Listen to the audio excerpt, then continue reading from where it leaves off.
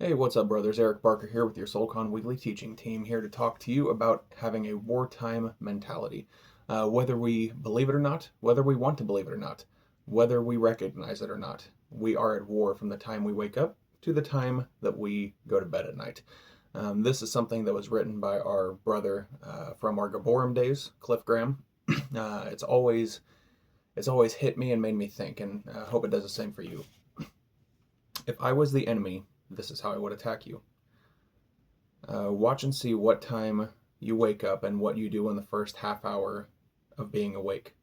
I would make sure that your capacity for distraction is as large as it can be, because I don't want you speaking to your commander. Watch and see what you eat throughout the day, and make sure that you have time and means to eat every possible unhealthy thing as often as you crave it. Or watch what you do on the internet and make sure that porn is only one click away. Watch you at work and make sure that you feel as comfortable as possible doing things that don't honor your boss or your profession. Watch your interaction with your wife and make sure you feel resentful that she hasn't acted more enthusiastically about having sex with you. Then I'd throw in a petty argument over a stupid thing and watch as you fight. Last thing I want is for you to act selflessly toward her, because that would mean you are a fighting team and I can't conquer a fighting team. I would watch your interaction with your kids and make sure that you do all things that make them feel like they aren't one of your highest priorities. Best case scenario for me is that when they are grown, you realize what a failure you were and live with self-loathing regret. If I was the enemy, that is how I would attack you. Again, that was from our brother Cliff Graham, but it really made me think. Something that we need, and that is just one single word: accountability. Um, Brothers, we're at war. Again, from the time we wake up to the time when our heads hit the pillows, we have to have a wartime mentality every day, walking strategically in step with the Spirit so that we do not carry out the desires of our flesh. What is one of the most important things that you can have in battle? A battle buddy. Those of you who has taken on a SoulCon challenge or are currently may have realized that it is a lot easier to go through these challenges with a battle buddy. So is life. So I have to ask, who are you accountable to? I think without a second thought, we would probably most all of us definitely say God, first and foremost. And I'd say, yes, that is correct. Scriptures tell us in many places that we are accountable to God. Like these couple, for instance, in Romans 14:12. So then, each one of us will give an account to himself, or give an account of himself to God. Or 2 Corinthians 5:10 says, for we must all appear before the judgment seat of Christ, so that each one may be recompensed for his deeds in the body according to that which he has done, whether good or bad. While all this may be true, our deepest accountability is to God himself. That's true. But when we don't physically see him in front of us, when we can't text him or call him on the phone, it can make being accountable difficult sometimes, right? I mean, I have issues with it. I assume a lot of us do. And we all fall too quickly when we don't have accountability. So keeping that in mind, that we are all accountable to God, first and foremost, I'll ask this question: who else are you accountable to? I've been through many SoulCon challenges. I've built relationships on all different levels. Over time, I've made close friends, and I have had friends that fade away, no matter what, no matter what we do to try to keep that connection. Just can't seem to get rekindled. But over time, you learn who is going to stick by you. And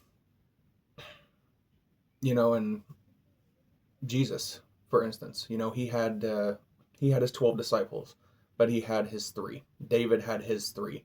Um, Jesus generally always had Peter, James, and John with him. The Mount of Transfiguration, so on and so forth.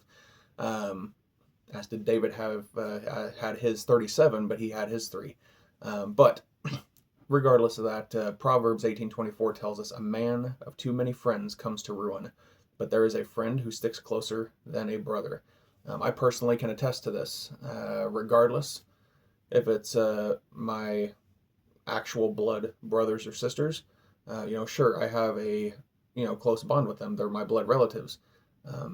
But the relationships that I have built with some of my friends and some of the brothers I've went through SoulCon challenges with, um, they are next level.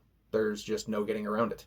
And we need good friends, good brothers that we can be accountable to, that will keep us accountable.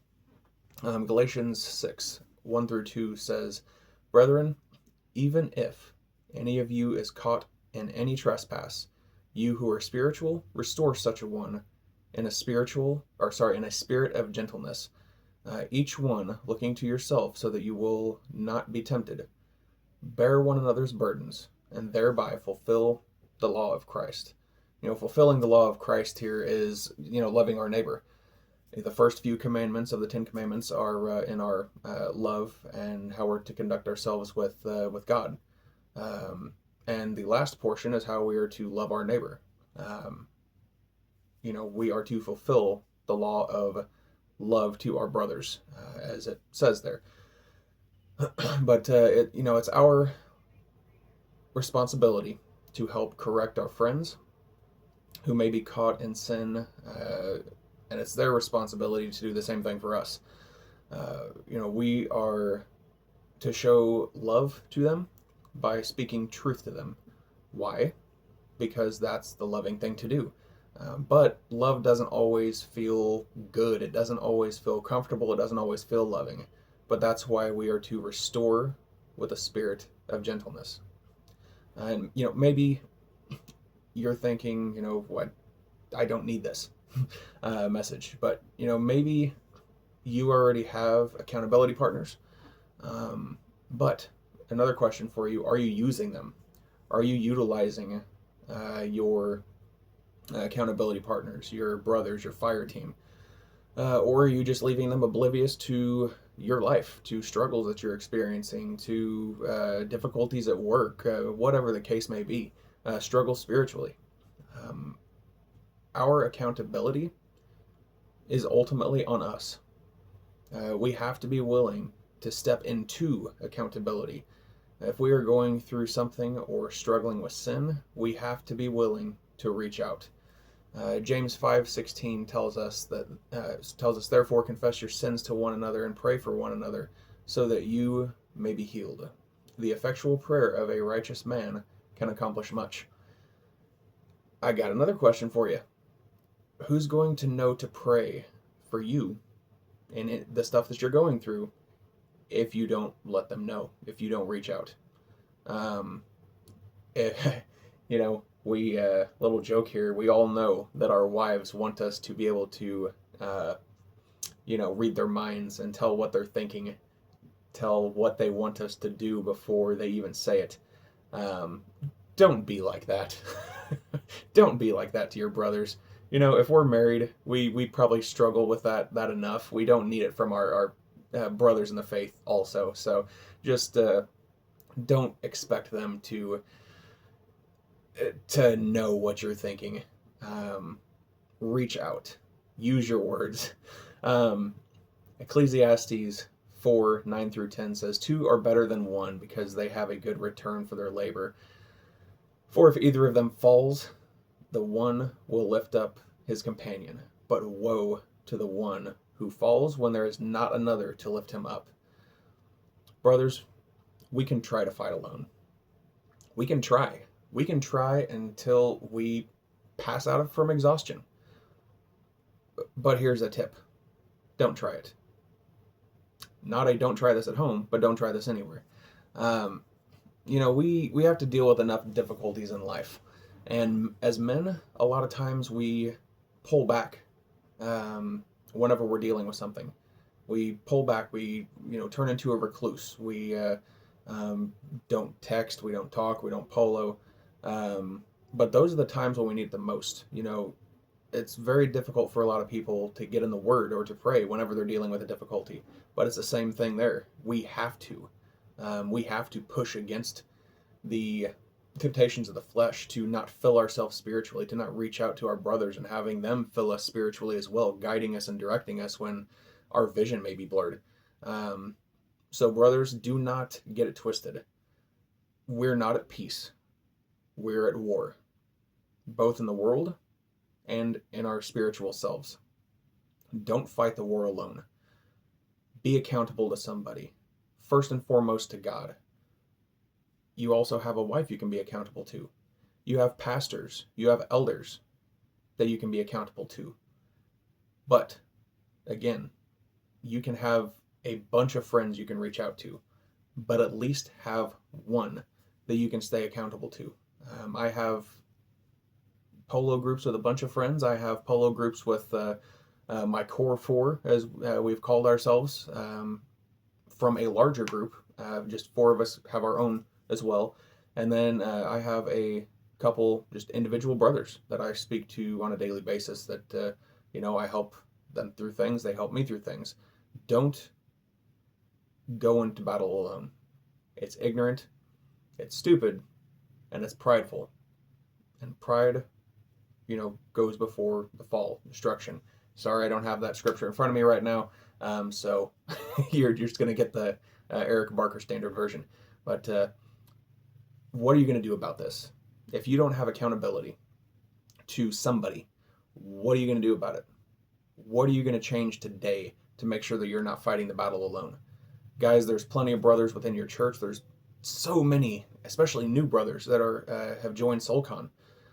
Reach out to somebody, whether it be in your state, your region, or clear across the world. Reach out. They will be there for you, and you for them, I'm sure. But what are you going to do if you don't have accountability? Make the changes necessary. Love you guys. Grace and peace.